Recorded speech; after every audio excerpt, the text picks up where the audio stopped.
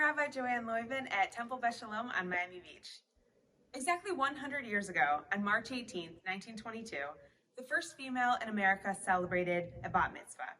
Judith Kaplan, daughter of Rabbi Mordechai Kaplan, read Torah on Shabbat morning at 12 years old, marking a monumental occasion that began a beautiful movement toward equality in worship spaces. While this was new to the American norms surrounding Jewish practice and did not catch on in great numbers immediately, over time, Jewish communities across the spectrum began celebrating the bat mitzvah. Everyone deserves a space to participate in our Jewish traditions, bringing holiness to our time and space by chanting the ancient words and performing the sacred rites and rituals. It is almost ironic that the 100-year-old anniversary of the first bat mitzvah is celebrated this week as we read Parashat Tzav. Parashat Tzav begins by God telling Moses to command Aaron and his sons to perform 5 sacrifices that are described in detail.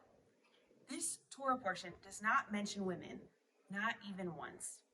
In fact, not only is there no mention, there are several times when we see the words kol zachar, meaning every man or only men.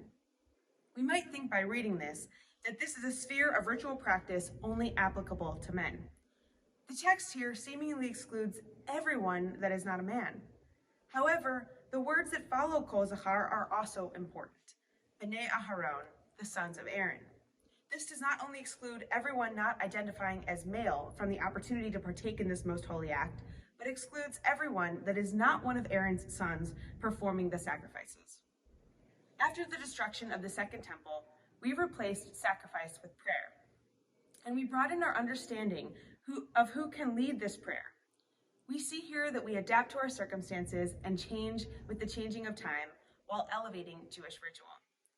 If we are able to expand our definition of Jewish leadership and explore new ways to enact these ancient rituals while keeping the essence of the holy moment, then we can continue to adapt and allow space for more people to participate in our Jewish communal prayers.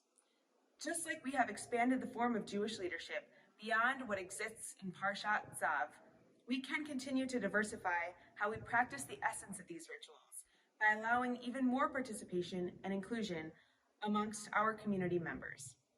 I am proud to be among the thousands of Jewish women who have become bat mitzvah, and I hope to eventually be seen as one of the early benot mitzvah in the grand scheme of the universe as our community continues to grow and flourish.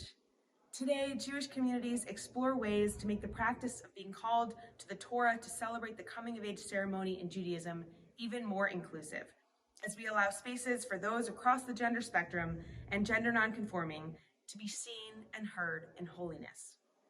Tzav, the name of the parsha, comes from the root command. Medieval commentator Rashi understands the word command as both immediate and to the future generations. This week, let us hear the command, the urge, both now to listen to the voices underrepresented in our communities and in the future as we work to open our hearts and expand our minds to make space for all the ways we can make room for a more inclusive Judaism, representing all of our community in our future. Shabbat Shalom.